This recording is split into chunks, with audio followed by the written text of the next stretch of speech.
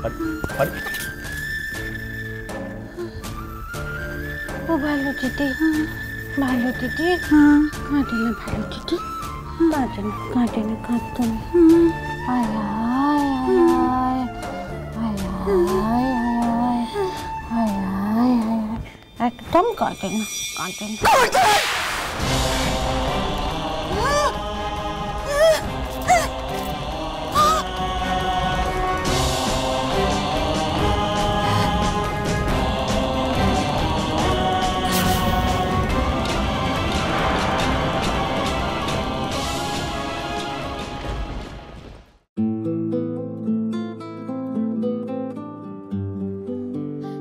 এই তোমরা আমার দিদিকে দেখেছো গো? এই বলছি কি তোমরা আমার দিদিকে দেখেছো? আমি না ওকে অনেকক্ষণ ধরে খুঁজছি, ওর ক্লাসেও গেছিলাম। ও তো লাইব্রেরিতে ছিল। লাইব্রেরিতে? ওই তো তোর দিদি আছে। রুমি,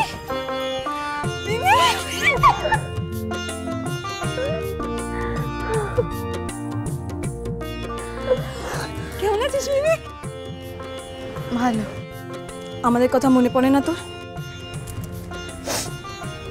তবু তো রাঙা পিসির কাছ থেকে ওই বাড়ির খবর পেলাম। তোরা তো একবার আমাকে ফোনও করিস না। চল বাইরে চল। তোকে আর কি করে ফোন করবো বলতো মিমি? মিচকা, মেজু কাকিমা আর আমার বৌদি মিলে তো শ্বশুরবাড়িতে যা করে এসেছে, তারপর কি আমাদের মুখ আছে বলতো ফোন করা? ওদের অবশ্য আমরা ভয় পাই না, তা না হলে বাড়িতে তোকে নিয়ে কথা হয়? আর আমার কথা ভাব, ছোট থেকে একসাথে রুম শেয়ার করে বড় হয়েছে, আর এখন আমার রুমে ঢুকলেই জানিস দম আটকে আসে, রাতে ঘুমও আসছে না। শোন না, দাদু, ঠাম্মা, সোনা ঠাম্মা, জেঠু, জেম্মা সবাই ভালো আছে তোরে? জেম্মা আমার কথা বলে? মা তো তোকে কতবার ফোন করতে চেয়েছে, কিন্তু আমিই করতে দিইনি।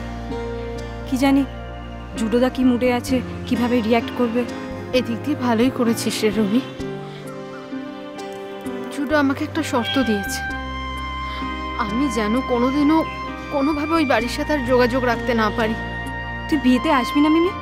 কার বিয়ে? ও ছোটদা ভাইয়ের। শুধু কি ছোটদা ভাইয়ের, ছোটকারও বিয়ে লাগলো বলে। কি? ওটা ফাইনাল হয়ে গেছে? হ্যাঁ প্রায়।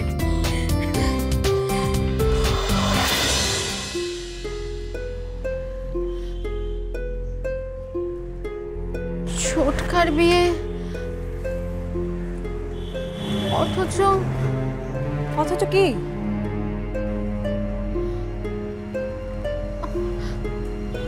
আমি আসতে পারবো না রুমি,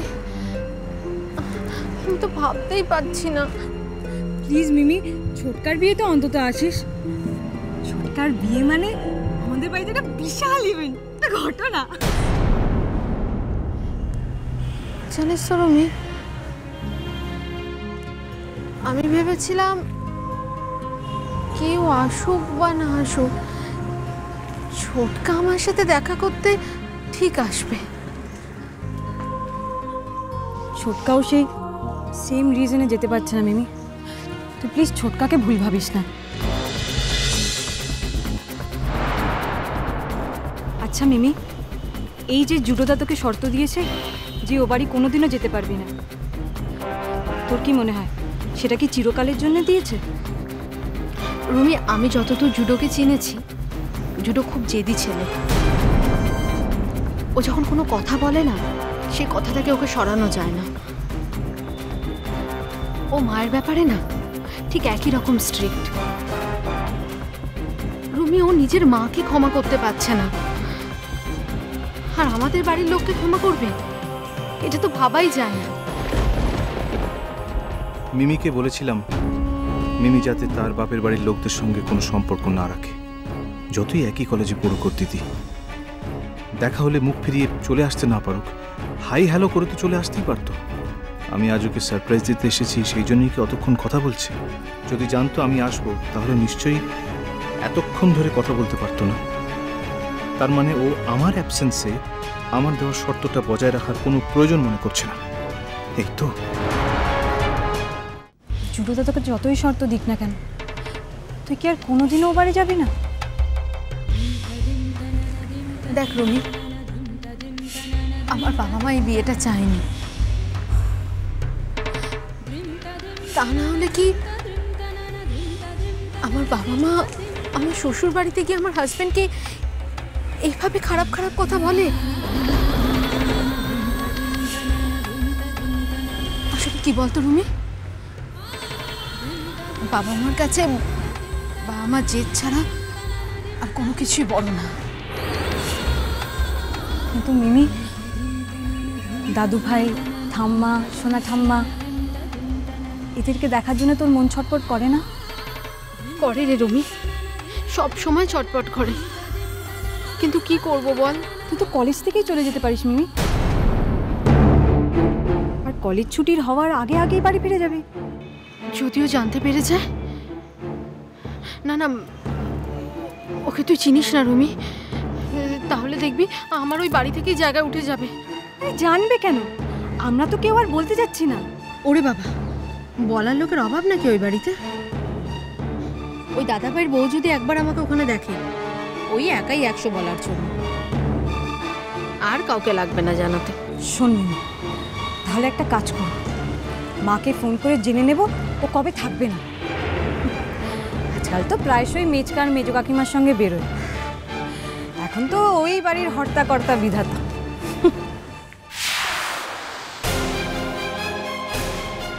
এমনি জুডোদা, ওই আরে ওই তো গাড়ি নিয়ে দাঁড়িয়ে আছে।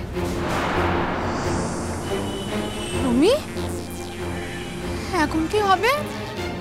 ও তোর সাথে এতক্ষণ ধরে কথা বলতে দেখে ফেলেছে। তো সেম কলেজে পড়ি, সম্পর্কে দুই বোন, দেখা হলে কথা বলবো না? রুমি, আমার খুব ভয় করছে, আজকে একটা বিশাল বড় অশান্তি হবে। কোনো ভয় নেই মিমি, তুই আমার সাথে চল।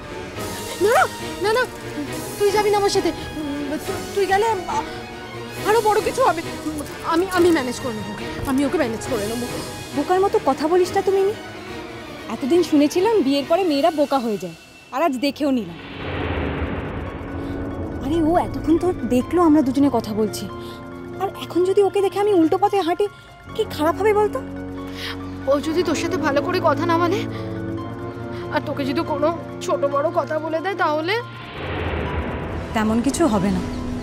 আচ্ছা বলতো, ওর সাথে কি আমার খারাপ সম্পর্ক? আমার সাথে কি কিছু হয়েছে? হয়নি তো?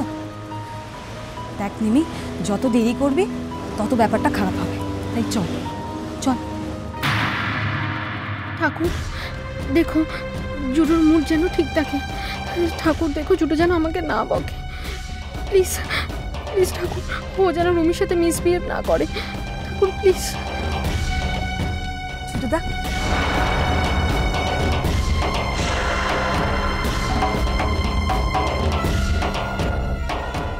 সরি মিমি, আমি এসে বোধহয় তোমাদের ডিস্টার্ব করলাম না? ডিস্টার্ব করলাম না? না। তুমি তো জানতে না যে আমি আসবো, তাই মনের সুখে গল্প করছিলে।